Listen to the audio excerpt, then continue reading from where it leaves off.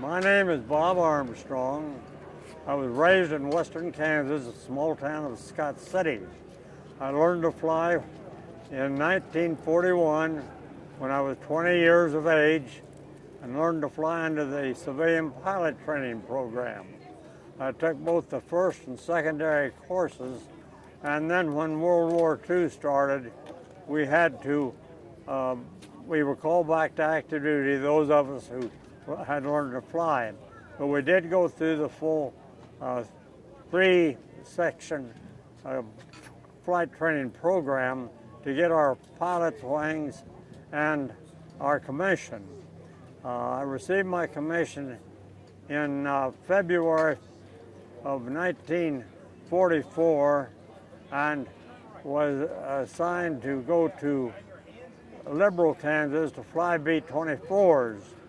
But the wind and dust was so bad they wouldn't let us fly, so I was sent to Coffeyville as a flight instructor, and then from there I went to Dyersburg, Tennessee, where I was assigned as co-pilot to a B-17 crew, and I was the last member to join the crew.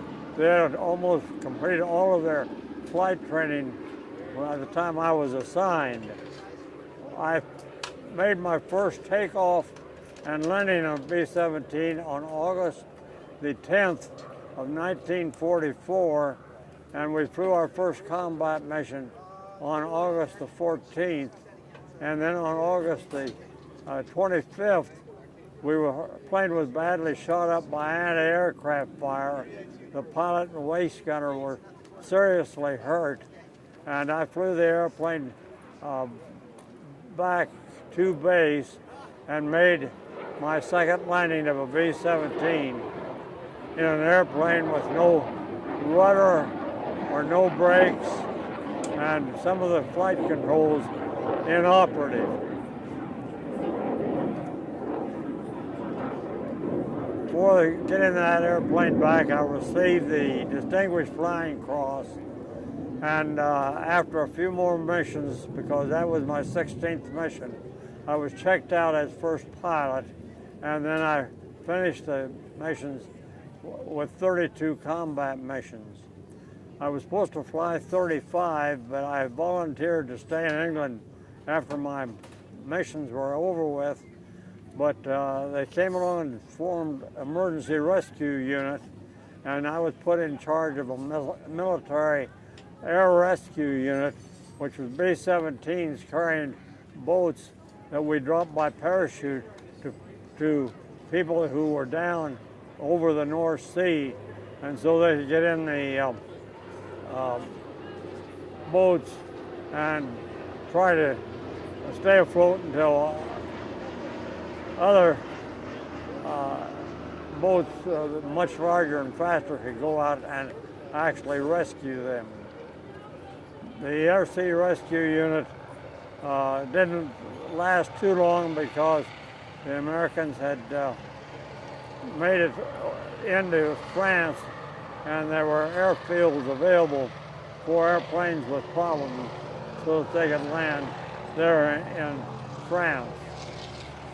I do have a record of the location of the target of all 32 missions that I was on, and also the flight time for each mission. The shortest mission I had was 5 hours and 20 minutes, and the longest was 9 hours and 20 minutes. After the war, I decided that I wanted to continue on in aviation. So I started at an airport in my hometown of Scott City, and there I purchased a couple of airplanes to use for rental and for flight training.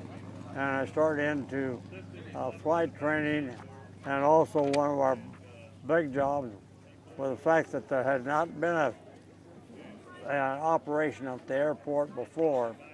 So I built two large hangars so we could get our planes in out of the weather, and we were on January 1st of 45, we were able to get 6 airplanes inside out of the weather.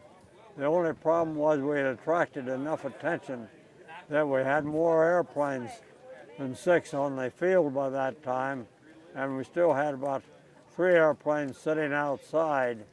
So I immediately started my second hangar, which was 120 feet by 40 feet, and it was divided into 2 parts. One part 40 feet for a shop, and the other part 80 feet.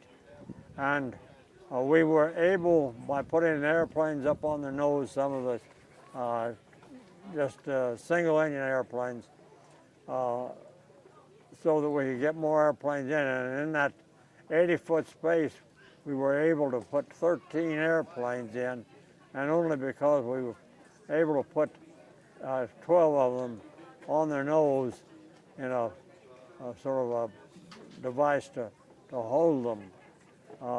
That worked pretty good, but as quick as we would get enough hangar space provided for, we would have them all spoken for and need even more hangar space.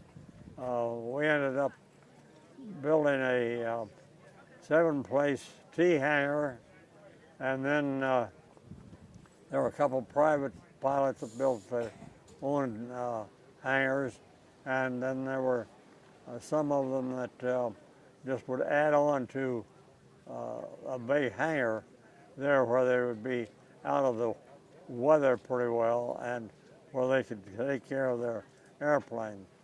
But Scott City was known as having the second most number of airplanes per capita of any county in Kansas. We had a lot of people that learned to fly, and then of course much later we got into crop spraying for insect and weed control, and we worked 24 hours a day every day of the year, because if somebody was ill and had to go to a larger town for hospital care, we had to be available to get them there. I think we're going to need to move. They may be doing some maintenance on the airplane. Okay.